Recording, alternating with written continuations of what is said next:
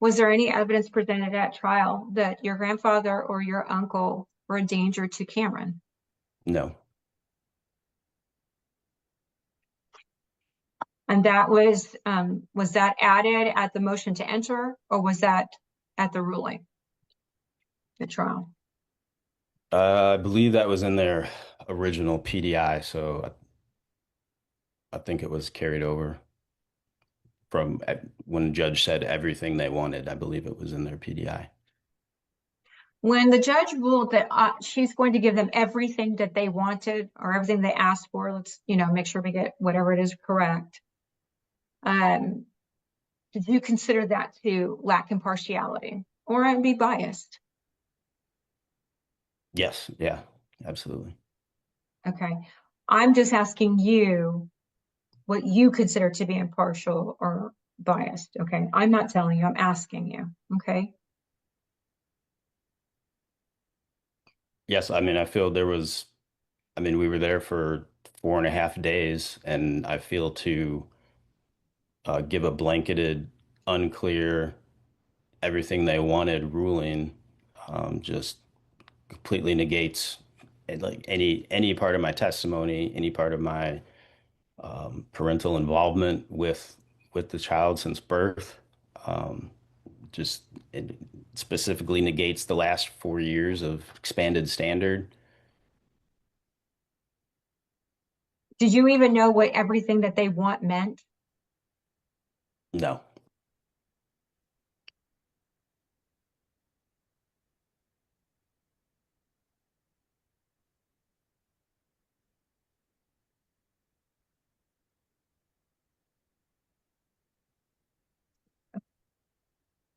Your Honor, I'm going to pass the witness, please. All right. Miss Locke, were you going to question the witness? I am, Judge. I just didn't know because we've been going for a little bit if we needed to give the court reporter a break or if anyone needed a break, but I'm ready to proceed if the court is. Oh, okay. Let me just check. Thank you for pointing it out. Miss Goodman, do you need to take a 15-minute break? I'm good. We can All keep right. going. Thank you. Please let me know if that moment does arise. Okay, I will. Thank you. Go ahead, Miss Locke. Thank you, Judge. Mr. Morris, the court rendered its rulings back in July of 2025 on this case. Is that correct? That's correct. All right. And you did not file your motion to recuse the judge until November 13th of 2025. Is that correct? We filed our motion to recuse after the final order was entered, correct? Correct. But you received at the hearing in July, at the conclusion of the trial, the court said as follows: Ms. Locke, your proposed disposition of issues is granted, correct? She said she was granting you what you asked for. Well, she actually said, and the court has the transcripts, she said, Ms. Locke, your proposed disposition of issues is granted. Isn't that correct, Mr. Morris? Okay, I'd have to see the transcript. All right. And Judge, I'm going to, if I have permission to share my screen, I would ask the court to take judicial notice of the disposition of issues that were filed in this case. And let me pull them up. They were filed with the clerk's office on June 23rd of 2025. And I'd like to introduce them into evidence as, I guess, respondents one. I'll have to mark them and send them to the court, Judge. I'm operating on skeleton crew today because my office is closed for the holidays, but I will get it to the court. So it's respondents one is the proposed disposition of issues that are already on file with the court as of June 23rd, 2025. All right. It's received. Let me share my screen. If my window will open.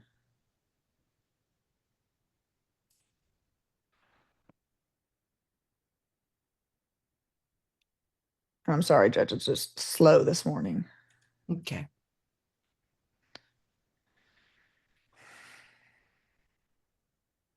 And so, Mr. Morris, when the court granted the proposed disposition of issues, you had already received these proposed disposition of issues from Ms. Schaefer. Is that correct?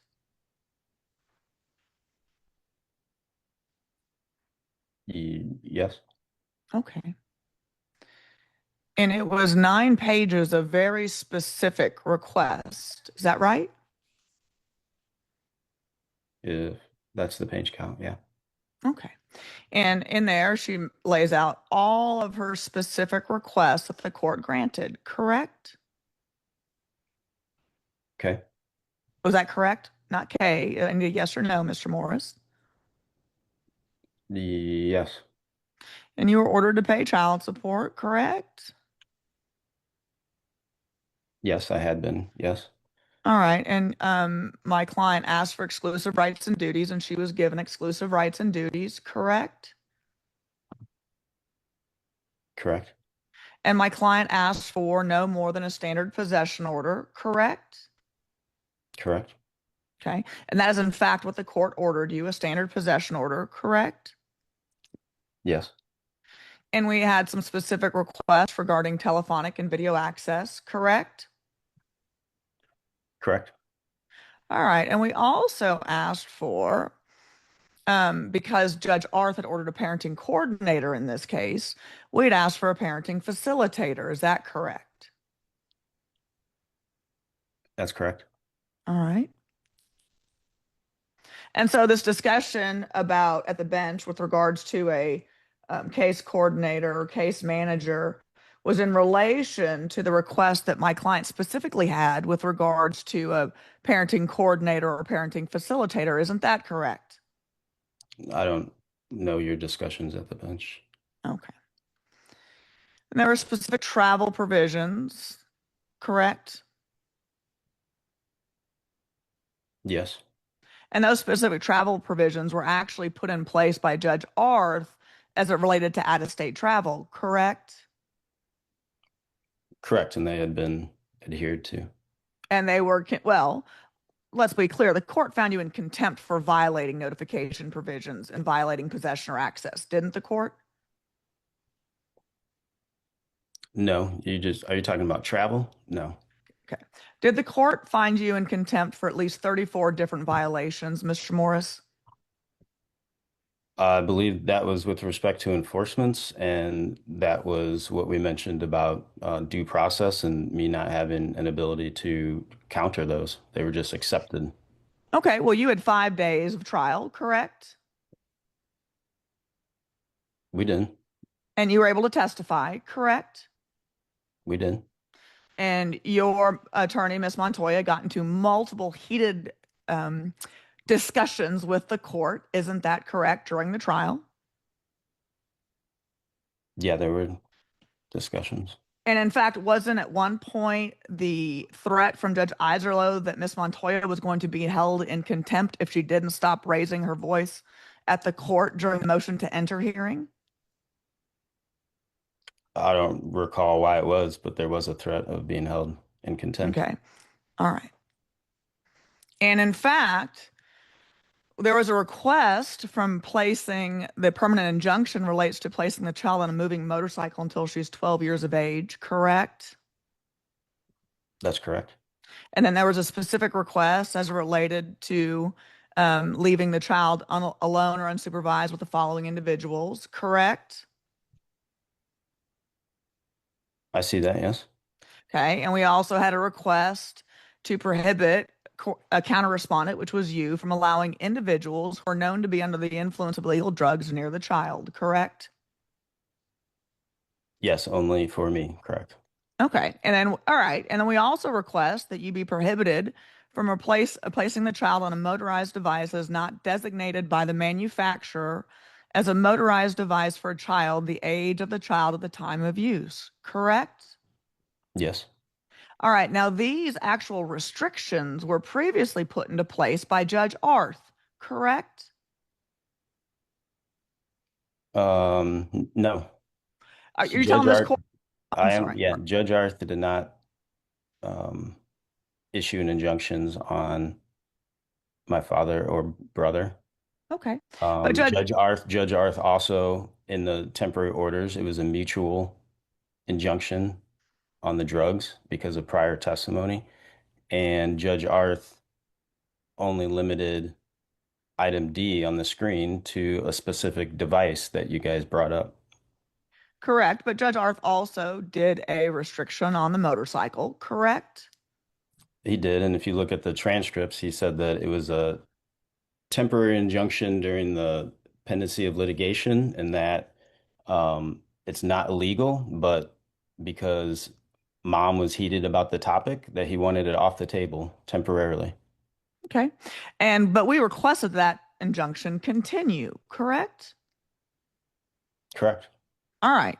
And then Judge Arth is also the one that issued the injunction on placing the child on a motorized device as not designated by the manufacturer as a motorized device for a child at the time of the age of use. And that related specifically to the one wheel that you were putting the child on when she was how old, Mr. Morris? 6 or 7, 7 or 8. I'd have to look Okay. back. And the manufacturer guidelines that we brought up said the child should not be placed on that device until they're 12 or older, correct? There was a recommendation. Okay. And Judge Arth actually made a commentary to you at that additional hearing on that injunction relating to your constant need to create problems with Ms. Schaefer by putting the child on devices that were not necessarily appropriate and you knew would cause Ms. Schaefer heartache, correct? No, he mentioned, this being a hill, but not the words you just said. Okay. And let's go to the you remember there was a garden ad litem in this case, right? No, there was not. I'm sorry, that's correct. We had a Michelle Munivar do psychological evaluations and did a contested custody evaluation. Is that correct? No, I don't believe she opined on custody. Hers was a forensic psych eval. Okay. And in the actual psychological report that was introduced into evidence, there was admission by you of you having inappropriate sexual relations with your sister when she was a child and you were a teenager, correct? Yes, over 30 years ago. Okay. And there was a temporary orders hearing. My client had testified uncontroverted that you had told her that your dad and brother had molested minor children. Do you recall that? No, I did not say Okay. that as a fact. Okay, but you did tell that to my client, correct? No, if you can And repeat you, in that. fact, If you told can my repeat the client. wording. I'm sorry, what wording did you use when you told Miss Schaefer that your dad and brother had potentially molested minors? I never said anything about my father. Okay, what about your brother then? I said that there were allegations. Okay. And that testimony was at temporary orders from Miss Schaefer, correct? In part. Okay. And in fact, part of that was addressed with Miss Munivar, correct? Well, all of it was addressed with Arth, Miss Munivar, the parenting coordinator that we had, Miss Shar Wittenberg.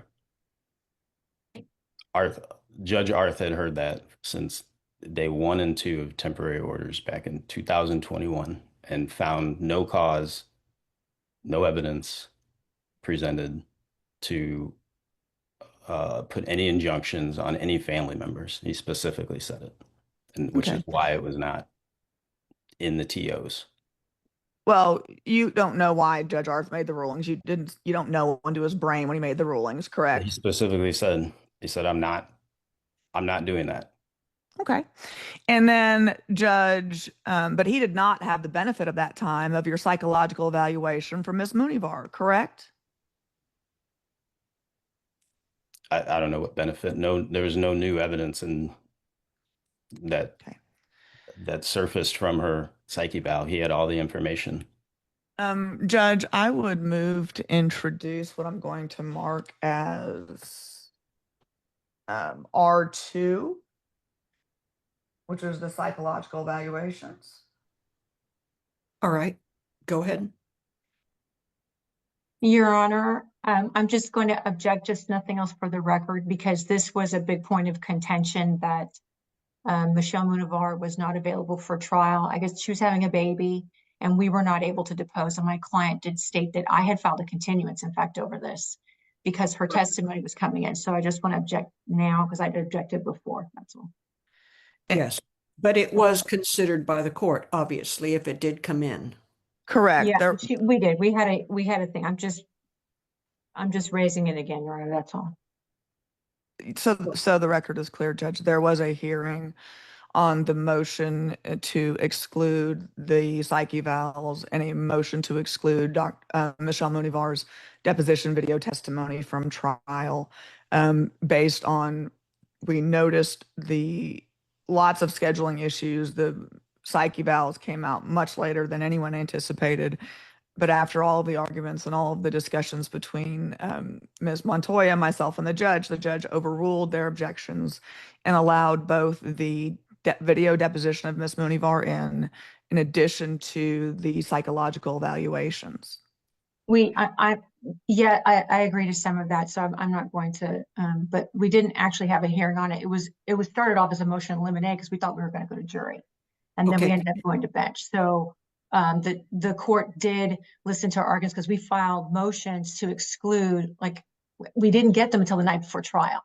We actually didn't. We didn't get it. Let me be clear that the rulings of the court, whether they are favorable or unfavorable to any party, cannot be the basis of a motion to recuse. And I know that your position is that she demonstrated behavior that may not be judicial, but the fact that she had this evidence, and that's where Ms. Locke is going, the evidence was available to the court to consider, whereas you were positioning it as the court didn't have any basis to do what they did, and that would be more for an appeal, not for a motion to recuse. So I think Ms. Locke is simply trying to establish that there was some evidence, but you're objecting to it now is irrelevant. Go ahead. I understand, Your Honor. I just want to make sure that I have a good record. Understand, Your Honor. I just want to make sure that I say it again, just so that we all know that I was making the argument originally, Your Honor. That's all. But this is not an appeal, so go ahead, Ms. Locke. Thank you, Judge. I'm going to share, I guess what's been admitted is R2.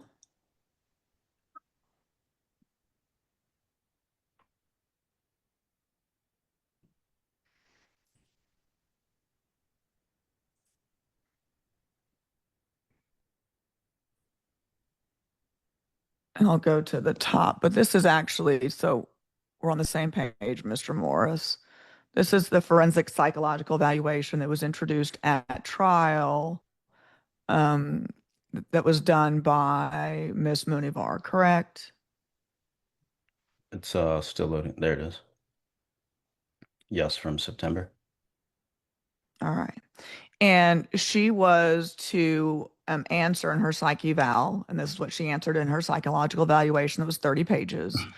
Are there any mental health concerns, diagnoses, or behavior patterns that might hinder or negatively impact either parent's ability to co-parent and or in the parenting role, correct?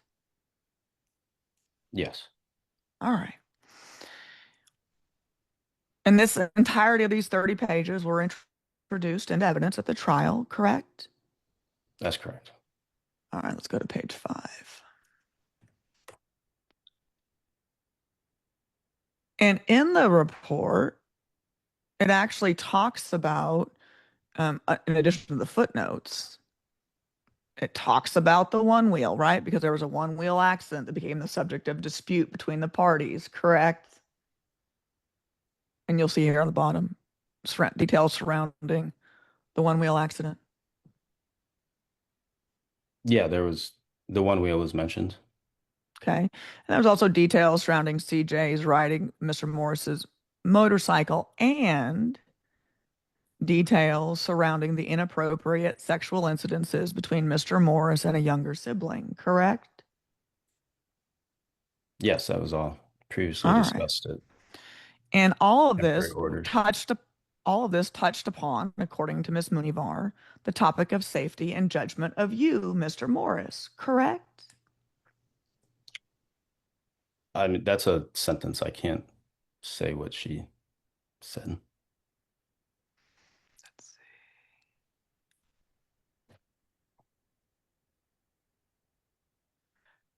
And see, she actually discusses in her footnotes the whole one wheel incident, right? The same thing Judge Iserloh, issued an injunction on relating to manufacturer recommended guidelines for use of devices, correct? No, I don't know about discuss the entire incident. What it says right there is I denied an accident occurred. Rather, there was a fall and scraped elbows.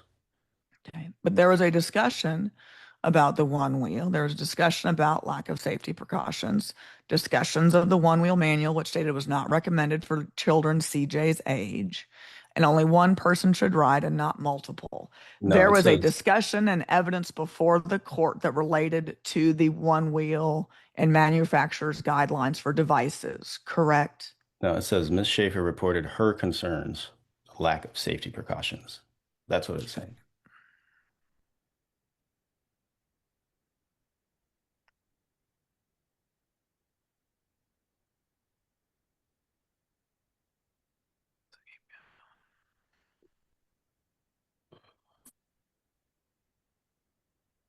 There was also extensive discussion in the psychological report about the travel dates and travel exchange issues that you had with Miss Schaefer. Is that correct? If you look at the notes, starting with note 8. Yeah, there were discussions where I would provide the detail required per temporary orders. Okay, and do you see on or footnote 10 where it says this is an example of a form of gaslighting behavior by Mr. Morris? Do you see that? I see that. And where Ms. Munivar continues to say gaslighting is a form of manipulation where a victim of such behaviors will question their own memory, sanity, or even reality, all of which creates confusion and doubt in the self, which can be a coercive and controlling tactic. Do you see that? I see that she wrote that. Okay. And so she actually identifies some of your behavior as gaslighting, where she says Mr. Morris then pushes back and describes Miss Schaefer's behaviors to be unreasonable, manipulative, or controlling, right? Yeah, I do see that. And Okay. that's also part of our reason for biased against Miss Munivar. Well, and the truth is you just don't like the rulings because you lost, correct? No, I mean, you didn't get anything you requested. Isn't that correct? I don't know how to answer that. Okay, well, tell me the one piece of relief that you requested from Judge Iserloh that Judge Iserloh granted. Well, she granted Heather's, so she didn't grant mine. Okay, so you did not have the court grant any relief that you requested, correct? That's correct. I believe All right. based on bias to blanketly disregard the entirety of my testimony and facts and make up facts against me. Yeah, Okay, and so let's talk about that. So your belief is she disregarded the evidence you put in when she made her decisions. Is that correct? that's correct. All right.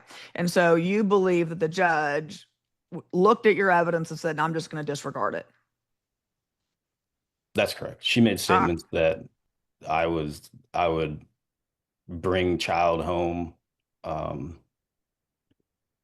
tired on a Sunday night. She made statements that I would take the child out of school early to start my possession, which was not true. The time that happened was before temporary orders, and it happened on both our parts. So it was over 4 years ago, And in her closing arguments, she made statements as if it were true and happening today and is not. So yeah, Okay. that's disregarded But amongst it's other true things. that you did do that, and there was evidence before the court that you had taken her out of school early for one of your trips, correct? For one of my trips, yes, but prior to any temporary orders Okay. So there was evidence before the court on that particular issue. from over 4 years ago, sure. Okay. Not currently today. And Judge, I'm going to move to introduce what's going to be labeled as R3, which is the order of enforcement by contempt. Go ahead. It'll be received. Thank you. And I'll share my screen, Your Honor.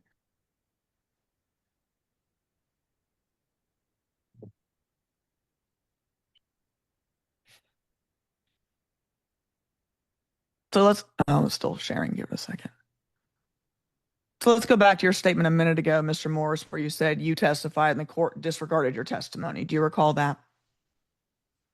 Yes, All right. So it is actually your belief that you provided the judge for all the reasons that you should not have been held in contempt, correct? I guess piecemeal throughout, but not specifically, no. These were provided, I believe, the last day or the day four, end of day 4 to the court. What do you mean provided to? I'm not sure I That's know what you mean by that. That's when you discussed with uh, Heather on the stand these enforcements. Okay. And the enforcements were set for final trial at the same time as the jury trial, correct? Correct.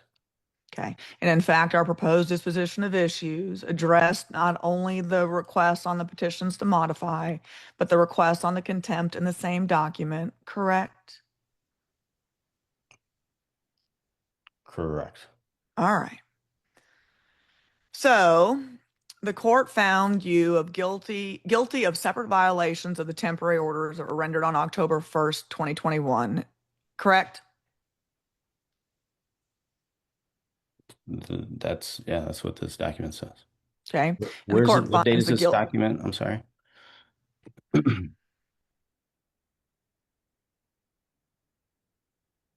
This is the order of enforcement by contempt that was signed by the court on or about October 16th, 2025. Okay, thank you.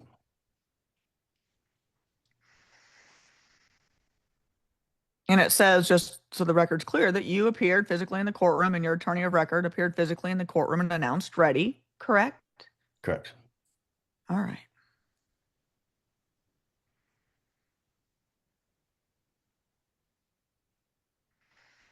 And you were found guilty of further violations of the temporary orders that were rendered on March 2nd, 2023. Is that correct?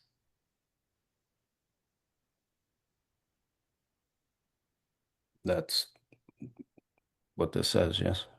And you were also found in contempt for for violations of further temporary orders that were rendered on April 29th, 2024, correct? That is what this says, correct. All right. And so let's go through what the court found evidence of in the on the contempt. It was that you failed to log in the child for Zoom calls. And there were issues with regards to you providing access to my client during your periods of possession as ordered in previous orders, correct? Correct. Yeah, I mean, that's kind of what we take issue with. Well, tell me this. You take issue with it because you don't agree that the court found you in contempt? Or do you take issue because there wasn't evidence to support it? No, because it says the respondent did not make the child available. The child was available through various means.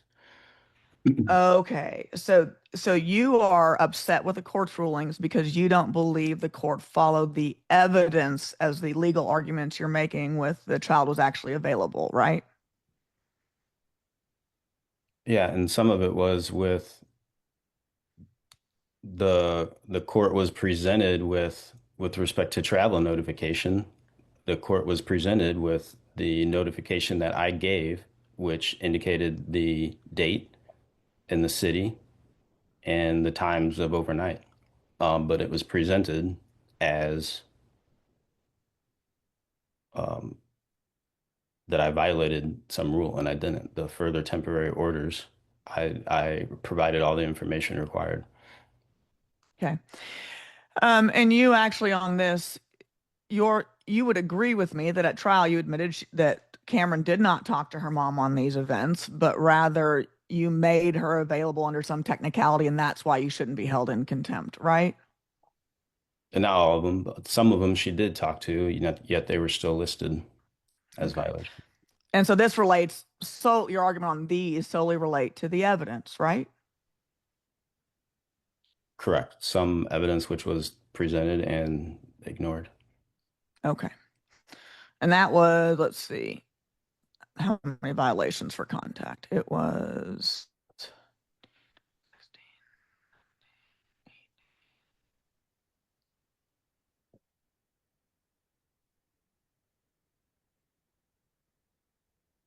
26 violations over a period of 3 years during your periods of possession. Does that look about correct that the court found you in contempt for?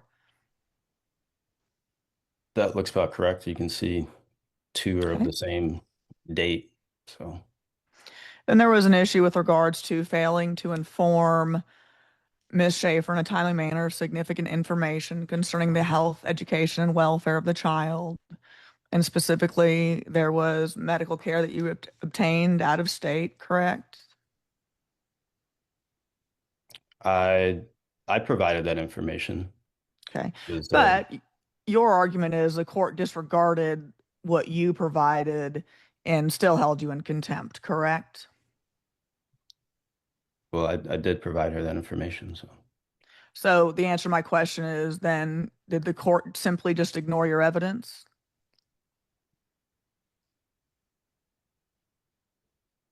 either my evidence or testimony. Okay. And there was additional violations relating to weekend possession, and those were 3 separate violations for summers of 2023, 2024, and 2025. Is that correct? That's correct. All right. Now, let's talk a little about the jail time. Miss Montoya kept making reference to the judge threatening to throw you in jail. Wasn't her, if the court looks at the transcripts, her commentary about throwing you in jail related to if we had asked for jail time in our motion to enforce, she would have granted it as opposed to some unilateral threat of jail? Isn't that correct? Yes, similar to the overnight, she said that if mom had asked for it, then she would have granted it. All right. So she wasn't singling you out because of your hair, correct? I can't speak to that. Okay, well, she was singling you out because she said she would have for these actual violations if my client had asked for it, and but we didn't, correct? With respect to jail time, that was it, but there's no parallel comparison to threatening me with no overnights. Okay. And you would agree with me that the court mid-trial made additional orders with regards to the notification requirements for travel based on testimony that came out in the first 2 days of trial, correct? First 2, yeah, I was on the stand first 2 days. Correct. And it was after you had testified about what you had done to purportedly notify my client where Judge Isolo stepped in and said, you know what, we're not going to have this issue anymore. Here's what we are going to do for all travel henceforth. Correct? Yeah, after I had, yeah, indicated that I had provided proper notice, she indicated that she would then want additional notice. And that was because my client traveled on at least 2 different occasions to out-of-state locations to exercise her weekend possession during your extended summer possession. And you never presented the child for those periods of possession, correct? No, you said, and that was because I don't know why Judge Ajala did what she did, and during day 5, she wasn't even aware of the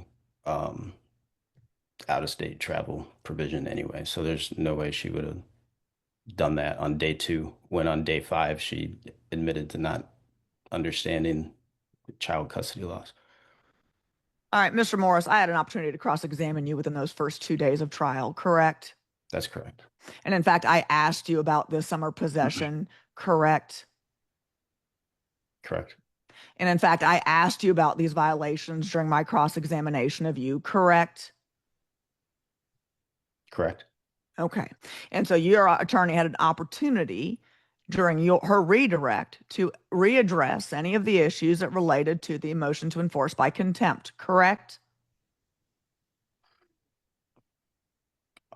I don't know how to answer that. All right. The court actually, based on those violations of visitation that occurred out of state, the judge actually ordered you to reimburse my client for the travel expenses that she incurred to attempt or exercise her court-ordered possession, correct? Correct. All right. And the court made specific findings and found you in contempt for specific violations of the further temporary orders that described additional requirements for out-of-state travel, correct?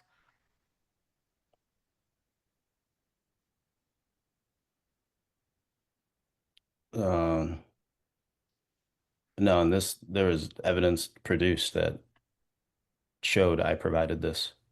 Okay.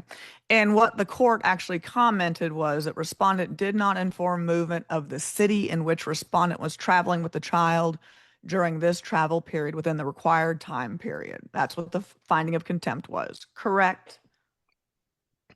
Right. Evidence was produced that we were in St. Louis. I gave multiple cities for Illinois, and then I gave the city we were in for Tennessee, and that was provided to the court. And so your complaint with the court is that the court ignored your evidence, correct? That's right. If I provide, actually, I mean, you provided it as well. It was in the form of a communication. So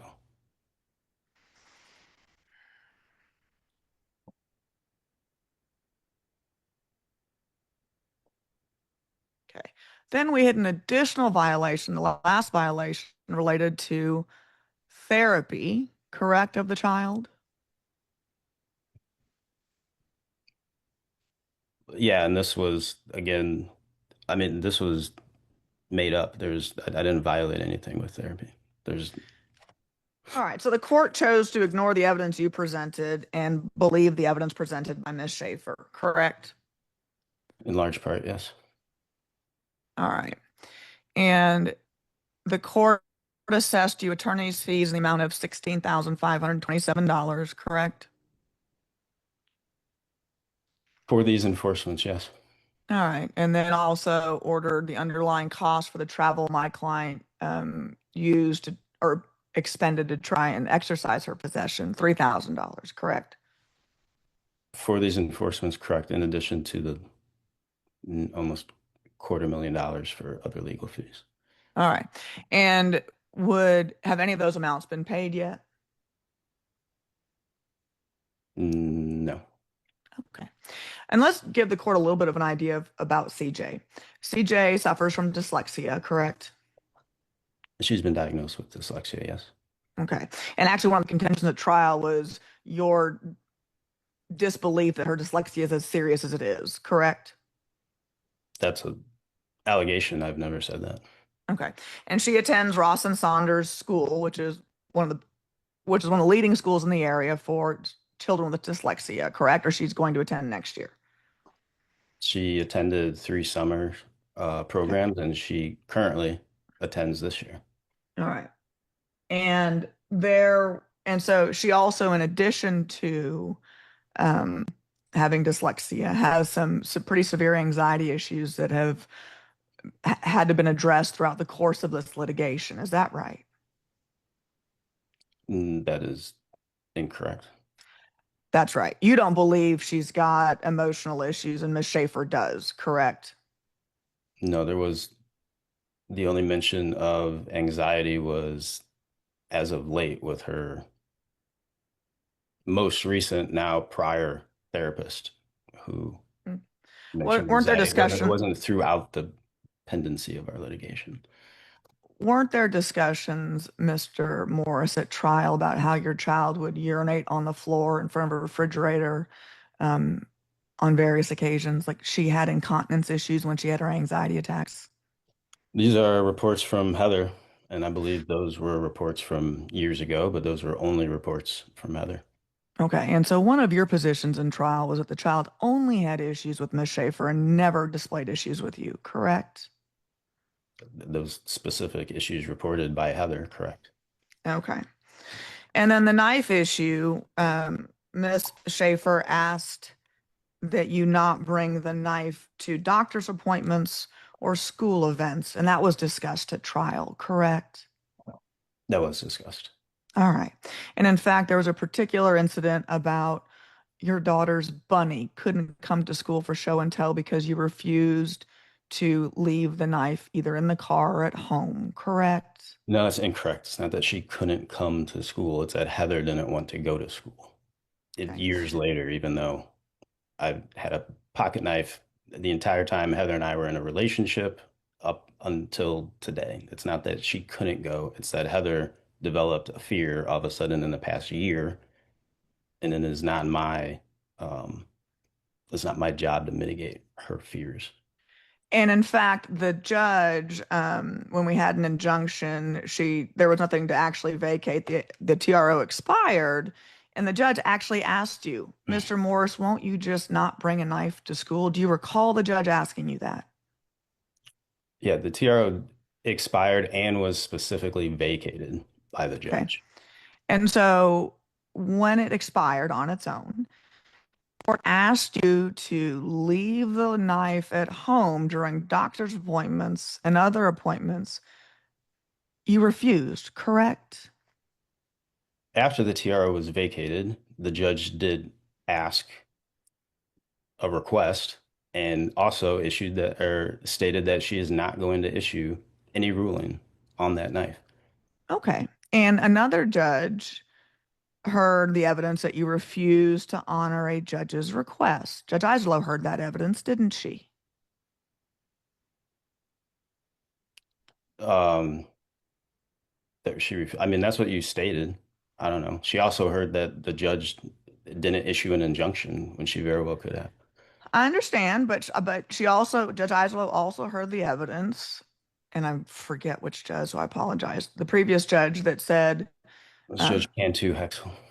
well, thank you, Mr. Morris, that Judge Cantu Hexel asked you to not take the knife around for these various appointments, and you basically said it was my constitutional right, so I'm not going to do that, correct? I didn't respond with anything, actually. Okay. But Judge Islow heard that evidence at trial or that testimony, correct? I don't know about evidence or sure, testimony, sure. Okay. And so let's talk a little bit about the closing arguments. Are you aware that a court and a judge have the ability to control the flow of their case, how they determine to be appropriate? Are you aware of that, Mr. Morris? Somewhat. Are you aware that a court can tell both counselors we are not doing closing arguments in a case? That's well within a court's ability to do so. I'm aware in rare cases that happen. I mean, we weren't told that we weren't having closing arguments. She just went into hers. Okay. And what the court actually brought out the bowl and water for was something called ACE, Adverse Child Experiences, correct? That is something she mentioned. Okay. And in fact, the entire discussion with the bowl of water and the sponge dealt specifically with ACE, Adverse Childhood Experiences, correct? That was what was mentioned, but my thing was until it was specifically directed at and only me. Okay. And what the court discussed was the long-term health risks with an increased likelihood of chronic diseases and mental health issues and risky behaviors in adulthood for children that experience adverse child experiences, correct? That, was mentioned in a way, sure. Okay. And in fact, the picture that she portrayed on the wall at trial was specifically from a child that was in an ACE study, an investigation. And it was artwork that that child had drawn in that study to show how ACE had affected her, correct? The picture was correct, but the subsequent banging and yelling and finger pointing was directed at me. Okay. And what the judge did with the sponge and the bowl was to say, the sponge is your daughter. And if you put her in a bowl of vinegar with the bad co-parenting between you and Ms. Schaefer, she's going to soak up nothing but vinegar, which is the adverse child experiences, correct? She said that, but she said that it's due to my ego Okay. and not Um, processing childhood sorry. trauma from events that never took place. Okay.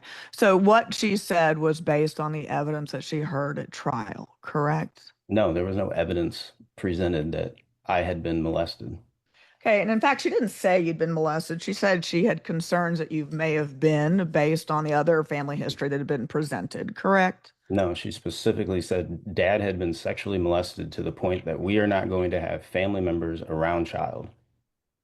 Okay. And that was actually one of Ms. Schaefer's specific requests, correct? Yeah, in her PDI. Okay, and you didn't make any specific requests that Ms. Schaefer not in with regards to the drugs, correct? I don't recall. I'd have to look at my PDI. Okay. But the And in prior fact, temporary the orders testim- was mutual. I understand what's mutual at the time of temporary orders, but you would agree with me that evidence presented itself that at one point you were engaging in the sale of marijuana, correct? To Heather's brother, correct? All right. So there was evidence before Judge Iserloh as to you selling marijuana, correct? No, I don't believe we talked about it at final orders. That All was right. temporary orders with Judge Arth in 2021. And there was also, I'm sorry, I just lost my train of thought. And there was no evidence presented at final trial that Ms. Schaefer actually had any problems with alcohol or drugs, correct? She testified that she also used drugs. She testified that she used marijuana like one time early on in your dating relationship, correct? No, that's All not. right. But you would agree with me that Judge Iserloh did not determine, based on the evidence presented, that Ms. Schaefer had any issues with drugs or alcohol, correct? Based on the evidence presented, there was no difference in mine and Ms. Schaefer's drug use. Okay, well, let's pull up your proposed disposition of issues. If you give me just 1 second, Judge.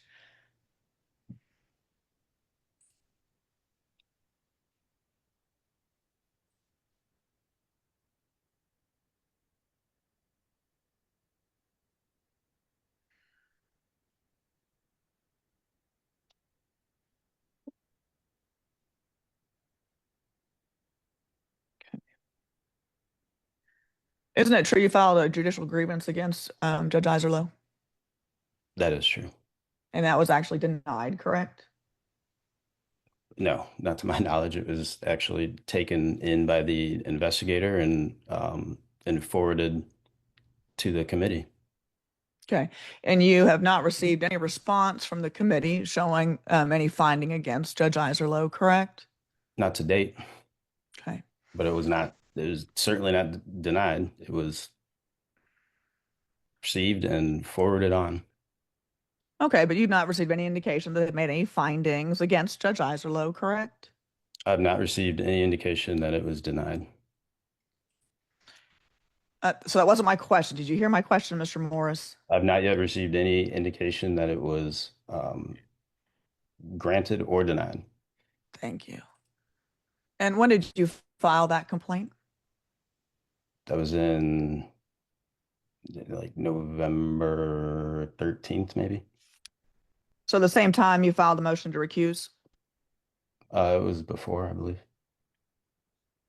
Okay. This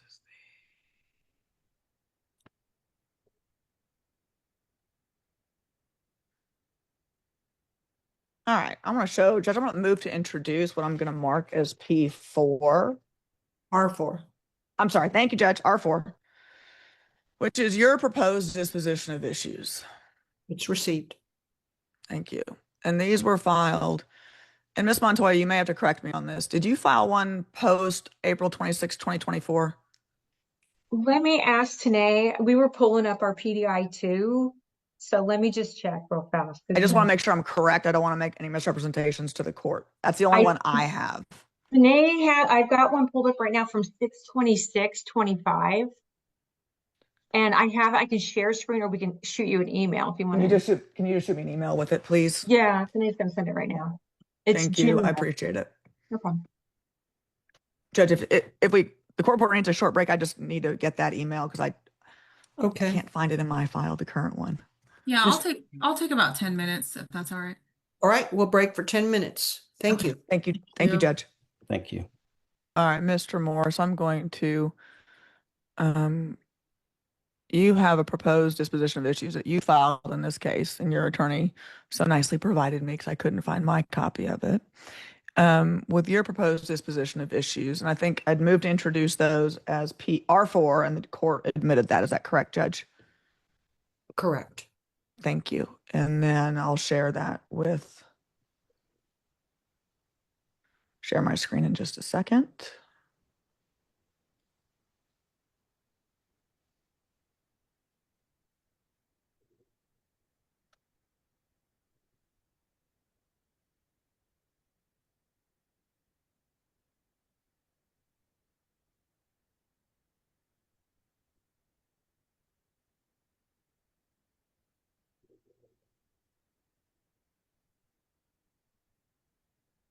All right. Mr. Morris, this is your proposed disposition of final issues that you filed with the court. Do you recall that? Yes. All right. And you made some specific requests relating to Miss Schaefer and her possession, correct? Correct. And in fact, you made a mention a little bit ago about when Miss Montoya was asking you questions about Miss Montoya's request for you to have basically a supervised possession or access until the child was basically 18, correct? Or no overnights. Do you recall that? Yes, that's what Heather had requested. Yes. All right. And do you recall yourself requesting that my client not even have a standard possession schedule until she completes a second psychological evaluation? Not until she completes, but would have a standard possession until the successful completion of. Yeah, you requested that she not have possession or access of the child that she'd been primary conservator of since the court ordered it in 2021. You requested that in 2025, July, at final trial, that she no longer have access until she completes a second psychological evaluation, correct? No, that's not what it says. It says that she would have a standard possession schedule until the successful completion of a second psychological evaluation. Once the evaluation is completed, 50-50. Okay. So you wanted her to have basically what the court awarded you, correct? With a second psych eval, correct? Okay.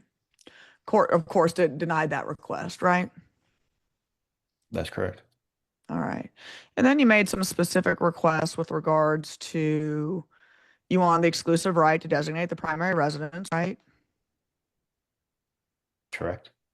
And you wanted the exclusive right to consent to psychological and psychiatric treatment, correct? Correct. Okay. Just out of curiosity, if the court had granted you those two requests, do you still believe that Judge Iserlo would have been biased? I can't base it off of those two requests. I mean, I'm basing it off of the entirety of our hearing, of our 5 days. And it's the entirety of her rulings, correct? Right. What you're asking is speculative, and what I'm providing is facts and things that she had said. So I can't answer your speculations. You actually asked that the court remove the injunctions on the motorcycle and the one wheel and all other devices or toys as previously listed, correct? Yeah, absolutely. I believe they're unlawful. Okay. And you also wanted the judge to enjoin Miss Schaefer from vaccinating the child without your consent, correct? That's correct. And you wanted her to leave the child alone or unsupervised with her brother, correct? That is correct. And the same prohibition from allowing her to have people around the child that have under the influence of illegal drugs near the child, correct? That is correct, specifically as, yeah, it relates to her brother and the Right. But testifying. you didn't make any specific requests with regards to her alcohol or drug use, right? I would have to read, but I Well, believe it's it not in said, here, Mr. Morris. I believe it said from having the child around people under the influence, and I'm a person, so she's a person. Okay. And you wanted her to be prohibited from interfering with her medical and therapy appointments, correct? Correct. And the request for no corporal punishment, correct? Correct. And you didn't want her interfering with possession, right? Correct. All right. And the judge did not grant your specific request relating to possession or access, child support, or your possession schedule, right? That's correct. All right. Although the judge did grant your one request, she named you all joint managing conservators. Do you think the evidence supported her ruling on that and naming you a joint managing conservator? She made me joint managing conservator with deleterious injunctions and providing Heather with all medical all medical decisions. So I'm not clear what joint managing conservator is in this when it's effectively sole conservatorship. Okay. And so, but you would agree with me under the law, she granted your request and named you a joint managing conservator, correct? That is what it said. And then, yeah, Okay. everything else Objection after that, non-responsive. I don't know how it's joint. And you would agree with me that the evidence supported Judge Iselow's ruling in naming you all joint managing conservators, correct? The evidence supported, no, because like I said, I don't, all the injunctions and everything else after that, it's not joint. I'm not sure what's joint about it. Okay, well, you understand there's a distinction and delineation in the Texas Family Code between rights and duties and appointment of conservatorship, correct? Sure, rights and Okay. duties, of which I have none. And So I don't understand how it's joint. the presumption is, and under the Texas Family Code, that joint managing conservatorship is in the best interest of the child, correct? Again, that's what it says, and I don't understand how it's joint when all rights and managing duties are removed. Well, I don't understand what So, is Mr. joint Morris, about. I'm not asking you what you understand, okay? I'm asking you what the order says and what the court ruled. And the court ruled and named you a joint managing conservator, correct? Yes or no? That is correct. And they All right. ruled that Do I you don't have any do you, say in any of the subsequent items. okay. Do you believe that the evidence supported the court naming you, and I'm not talking about rights and duties, I'm talking about conservatorship. Do you believe the evidence supported the court appointing you joint managing conservator of CJ? I don't know how to answer that. What part of that question did you not understand, Mr. Morris? The difference between joint and managing of duties, and then duties that were taken away that I'm not managing. Well, let me ask you this way. Would you be happier if the court ruled that my client would be sole managing and you'd be possessory? Is that a better ruling, what the evidence supported based on what you're telling me now? With the evidence supported, no. Okay. So the evidence did in fact support an award of joint managing conservatorship, correct? Okay. Yes. Is that a yes, Mr. Morris? That's a yes. Thank you. And I'm going to introduce finally Judge R5, which is the underlying order. All right, it is received. Thank you. Let me share that one.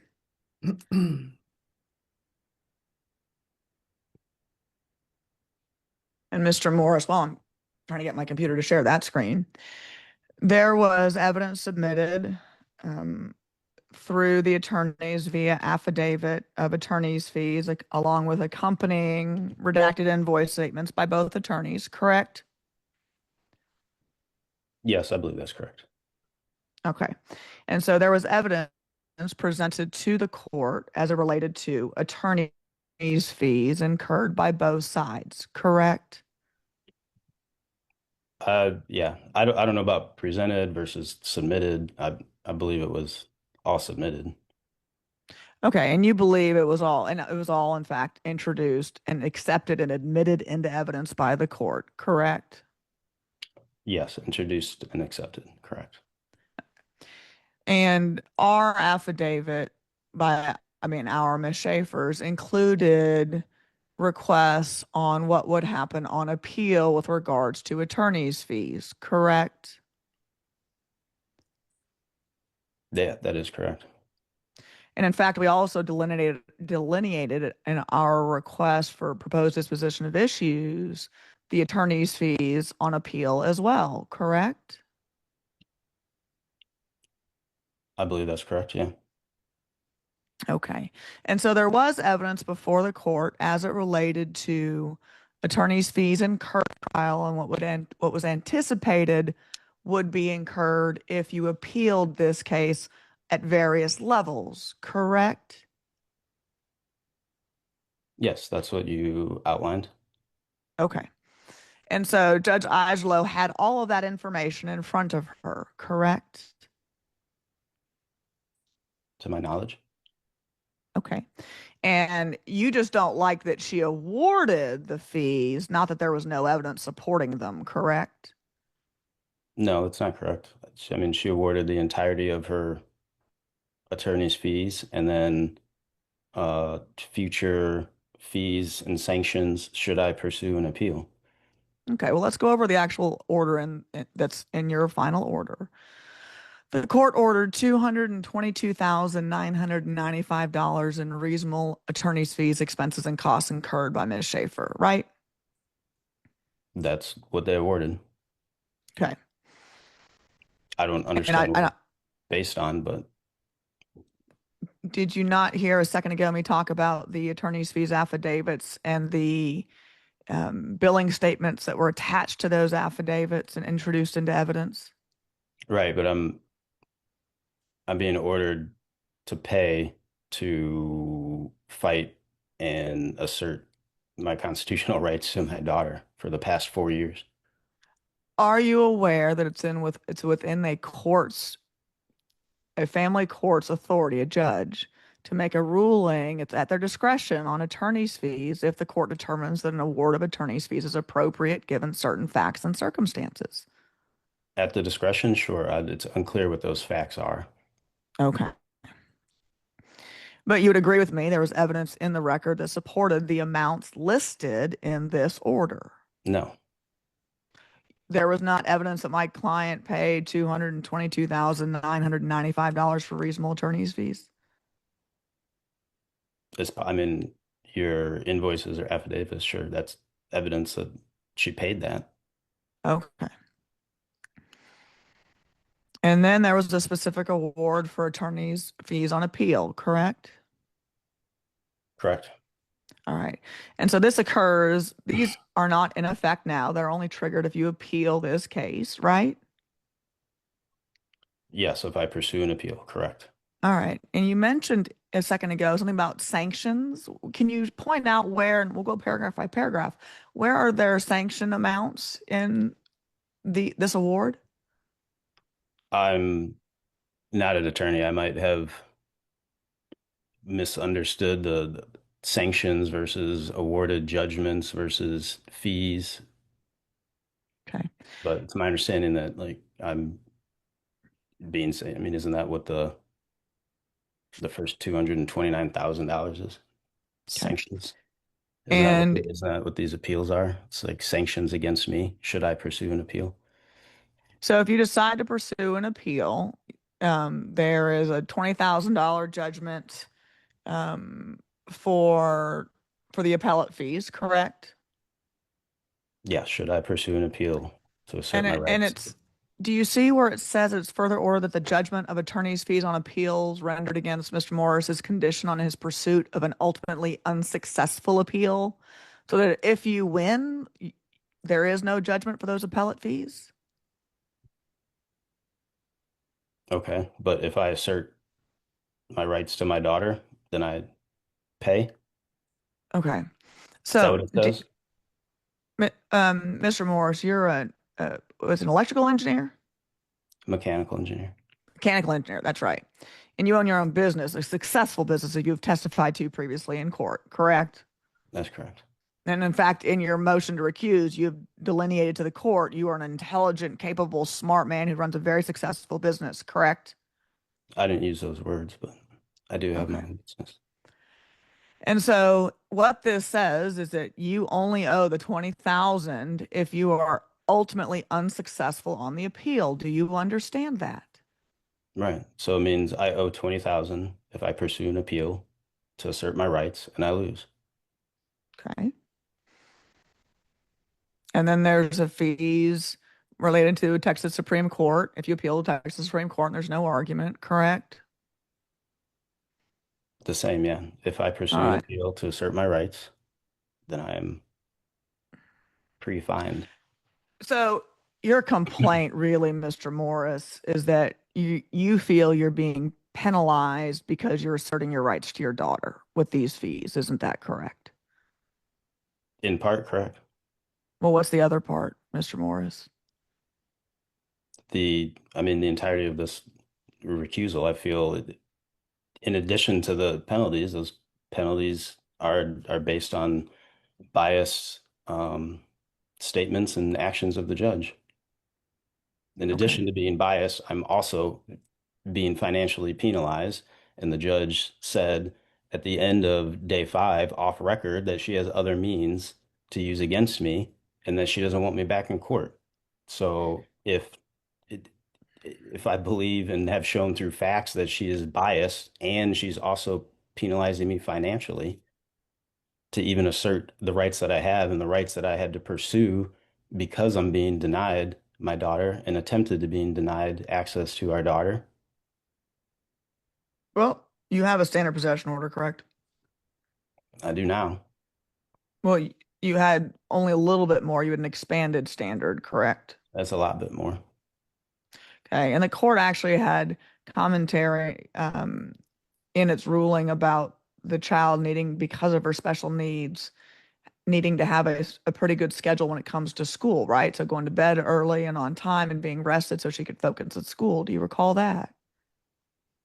That's what the court said, and that's what happens when Cameron's with me. There's no evidence other than Heather's narrative that says otherwise. There was no testimony from any of her professional providers, any of her therapy or mental health providers, any of her educational providers that say that I did not, I don't know, present my daughter well rested or take care of her physically, emotionally, psychologically. There's no evidence against that. Okay. And Mr. Morris, you're aware that despite you saying all those statements, that Ms. Munivar found that you engaged in gaslighting behavior towards Ms. Schaefer as it related to parenting and CJ. I can't speak towards her state of mind. I saw the footnote, but also of note, her report was void of lots of mentions of Heather's activities, specifically mutual drug use, lots of stuff. I pass the witness, Judge. All right. Ms. Montoya, if there is an item you need to clarify, you may do so, but I don't want to rehear everything.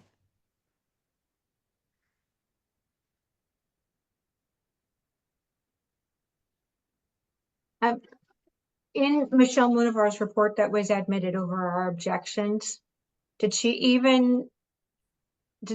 mention any risk or any sexual molestation issues or whatever with respect to your father and your brother? No, Even at all, no, right? Didn't she call your dad she did as a collateral. as a collateral? So that never even came up into evidence, correct? That's correct. Right. The only time that was mentioned was back in 21 with respect to, I think, your brother, I'm trying to recall, but Judge Arth, and Judge Arth said, no, I'm not going to order that injunction, correct? That's correct. Because there's no evidence of any risk with respect to them, correct? That's correct. There's Had no, anything changed in 4 years?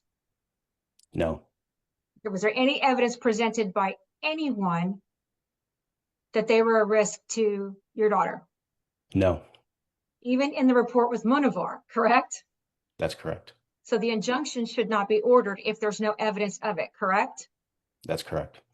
But Judge Iserloh ordered it, she said, specifically because you had been sexually assaulted, correct? That is correct. Is that in any report anywhere? No, there's But- no mention of it, no evidence, no nothing. So you're saying to Her Honor that this injunction shouldn't even happen, correct? That's correct. And it's based upon facts that don't exist, correct? That is correct. And then the proposed disposition of issues, Ms. Locke, I don't know what exhibit number it is for you, but I'm going to borrow it back. RPDI. Which one? RPDI that Tanae just sent that in June. What number? What are you calling it? It's number 4. It's number 4. I'm going to refer back to Ms. Locke's number 4, response number 4. Yes. Okay. In it, we do ask that there be injunctions against mom's brother, correct? That's correct. Right. And there is concerns about his drug use all the way back to 21 with Judge Arth, correct? That's correct. And it was testified to by myself, Heather, and he was also. And he testified. The brother testified about his drug use, correct? Yes. Yes. And yet you're asking for the same injunctions that they want against you. And you could not get that, even though there's evidence, and there has been evidence on the record for years about her drug use and her brother's drug use, correct? That's correct. Okay. So you're only saying that you are the one who has this injunction when the evidence shows that there should be at least a mutual, correct? Yes. Okay.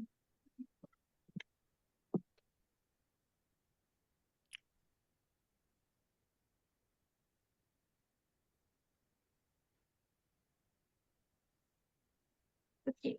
And Ms. Locke, I asked you about the joint managing conservatorship. Do you recall? Yes. Okay. And the order, if you recall, it states that Ms. Schaefer has exclusive right to make medical, psychological decisions, correct? That's correct. And educational. And educational decisions, correct? Yes. All right. She only has to inform you, right? That's correct. Yeah, there's some loose verbiage about conferring with me, and then I don't know, after some time frame she can make the decision, but yeah, she has exclusive rights. Right, doesn't it say, I believe it is respondent, I believe they pulled up the order. We have it too, but I believe it's on page 4 of the order. And it's specifically, it's in evidence, it specifically says if you can't reach some type of agreement within 48 hours of all medical, psychological, all of those decisions, correct? That's correct. Heather makes the decision. She's the tiebreaker, correct? That's right. Is that your confusion as to what joint managing conservatorship is if she's the tiebreaker? Yes, absolutely. I don't know what the joint part is. And I don't know what I'm managing if she makes exclusive decisions on all matters. On all matters with respect to your rights to your daughter, correct? That's correct. That's what it says on page 4, and it goes into that onto, page 5, correct? That's correct. All right.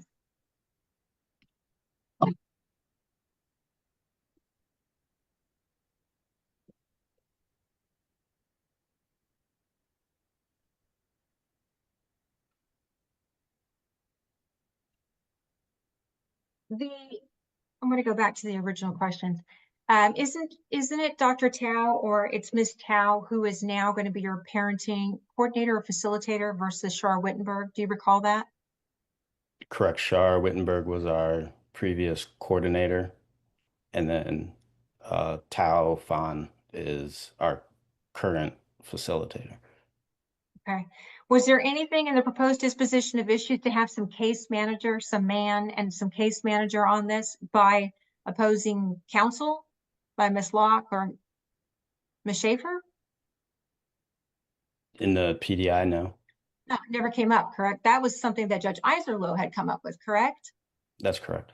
But you they were already asking for Miss Tao to come on, correct? So that she could testify versus Shar Wittenberg, who could not testify to what was going on, correct? That's correct. Okay.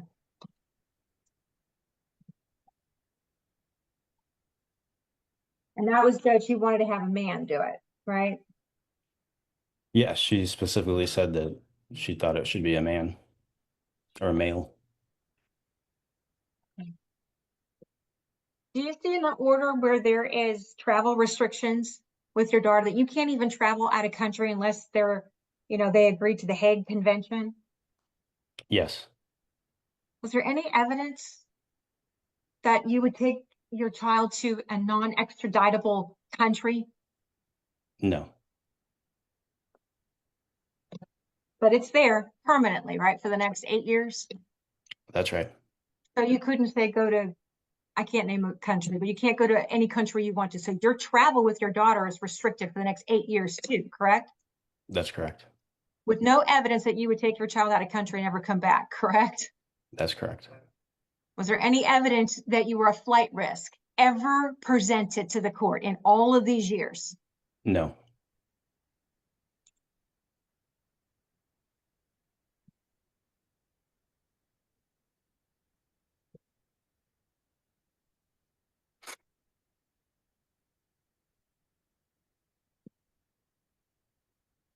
Did you have the opportunity to redirect?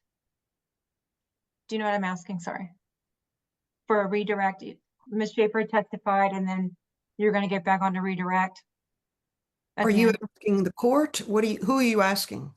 I'm asking Mr. Morris, but then I got technical and I had to kind of see if you knew what I was talking about. No, it was, I think, last day of trial in the morning, Ms. Schaefer was on the stand, and then we took a break, and then judge came back with her ruling. Judge came back with a sponge and then the whole, what you say, 25-minute That's correct. closing, Yes. right? Okay. Let's go to the knife briefly. It was Judge Cantu, you said Judge Cantu Hexel had vacated, even though it was technically vacated, but she had vacated it. She said it multiple times, right? She was vacating the TRO. That's right. Did she not examine Ms. Schaefer herself? Yes, we were all present.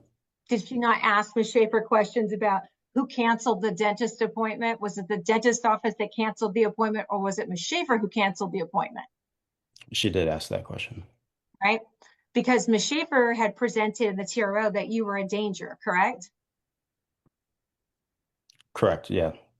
Okay, and then come to find out, what did Judge Hexel Cantu discover about that dentist appointment?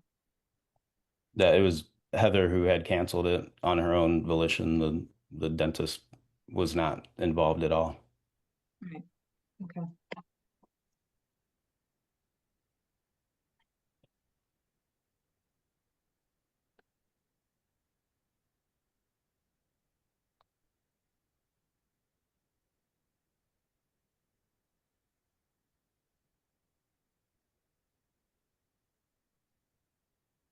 Okay, Your Honor, I'm going to pass the witness.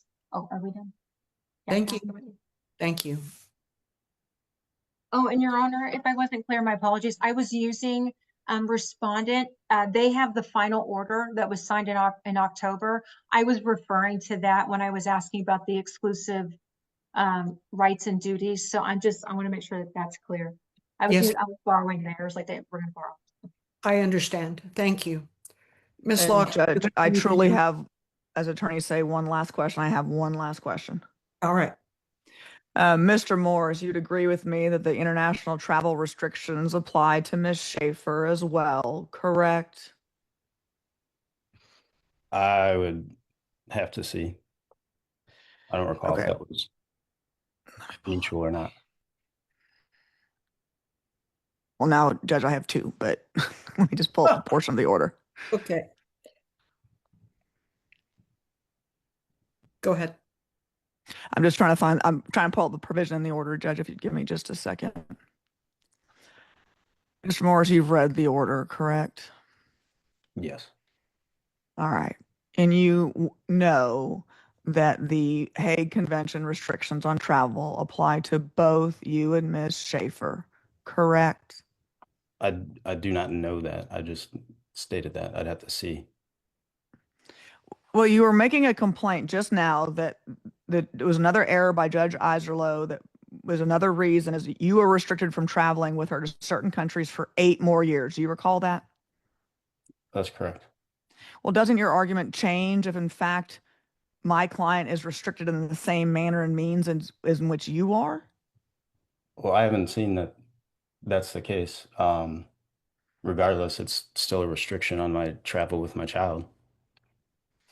Judge, it's in the order. It is mutual. I would just ask the court to take judicial notice in the order of that mutual injunction on international travel for the Hague to members of the Hague Convention on kidnapping and international abduction. It applies to both parties. Mr. Morris is not singled out.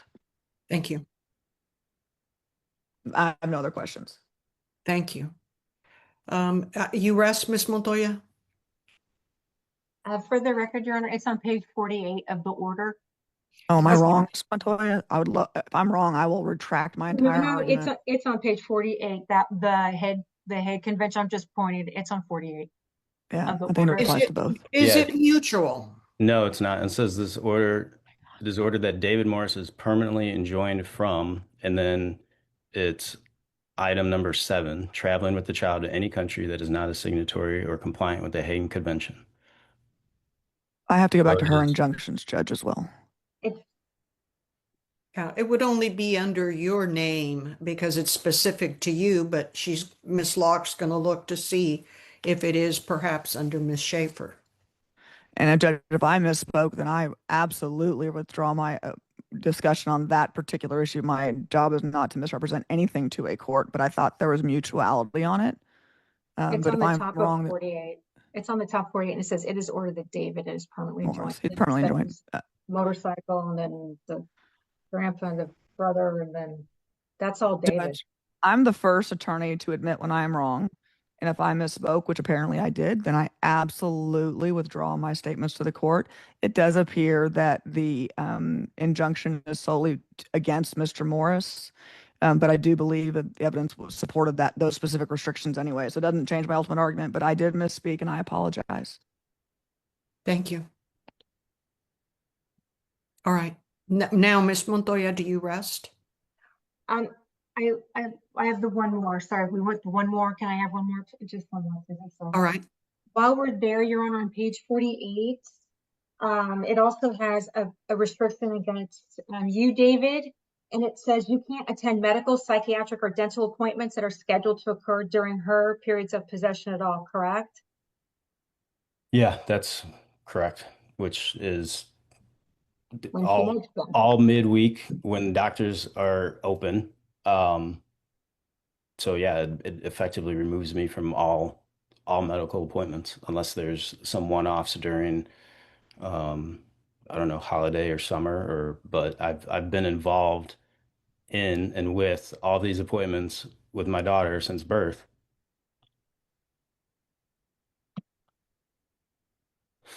Is there any evidence that you could not be at your daughter's medical appointment? No. Was it your concern? There was a question about, you were talking about another psych evaluation for Miss Schaefer. Do you recall Miss Locke asked you about that? Yes. Okay. Were there not concerns of, they don't say Munchausen's now, it's something by proxy. I think it's fabrication. It's factitious disorder imposed on another. There it is. Thank you. And there were questions about that because even as of today, Ms. Schaefer's reporting these anxious behaviors, psychological behaviors, even right now at Rawson, but they only occur with her, correct? Not with you. That's correct. Right. It's come up with the professionals repeatedly, correct? That's correct.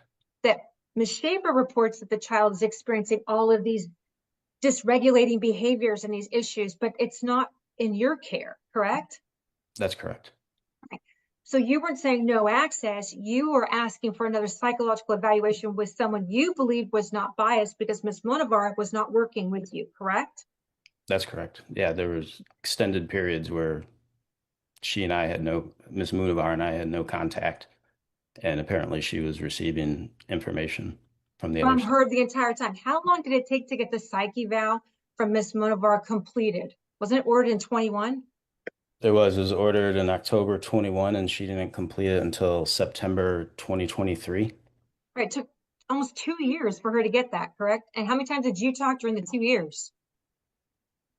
Often, I mean, to provide collaterals, we did the whole gambit of, I mean, everything that's involved in a forensic, the eval, the tests, the interviews, Right. everything. But after her report was completed and what ended up in this trial, did you talk to her thereafter?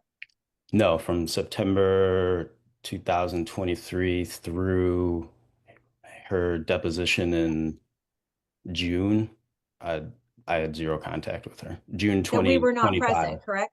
We were not Correct. present, correct, at the deposition? Correct. Okay, all right. Okay, Your Honor, I'll pass the witness. Thank you for your patience. Thank you. Nothing else, Your Honor. Thank you. Very often judges just go into the ruling. They don't ask for closing arguments.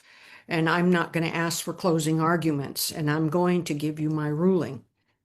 Mr. Morris, I understand your grievances are based on the way rulings went, but very rarely are the court's rulings the basis for a recusal. And I understand your position that you believe there was a bias against you. If there is evidence that's presented to the judge and the judge receives it in a certain way and relies upon it in making its rulings, if it's legally correct, that is what the way the judge felt it should be. But if it is not legally correct and the evidence does not support it, that is a matter for an appeal. But my ruling here today is simply to determine whether or not you're asking me almost in retrospect to review this trial and say the judge was unfair to you. I know you believe the rulings were unfair to you, and it may be, but these are matters that are best addressed in an appeal. The majority of the complaints that were raised were with regards to the rulings that favored Ms. Schaefer and did not favor you. I cannot look into the judge's thought processes and try to figure out why she did what she did. Comments like the ones that she made, behaviors like spitting on the floor or acting like she's spitting on the floor, those are not dignified behaviors. And they are certainly, there's no place in the courtroom for that from the person who is expected to set the decorum in the trial. And so I cannot excuse or justify or even try to explain why she did what she did. But the majority of your complaints are based on the perceived unfairness or the actual unfairness to you, Mr. Morris. But again, Those are matters for an appeal. Rulings cannot be. Very rarely are they. Very rarely are they. And I don't see this to rise to that level. And so the motion to recuse is denied. Thank you so much, and good luck to you. Thank you, Judge. Are we excused? Yes, thank you. Thank you. Ms. Thank Goodman. you, Your Honor. Merry Christmas. Happy holidays.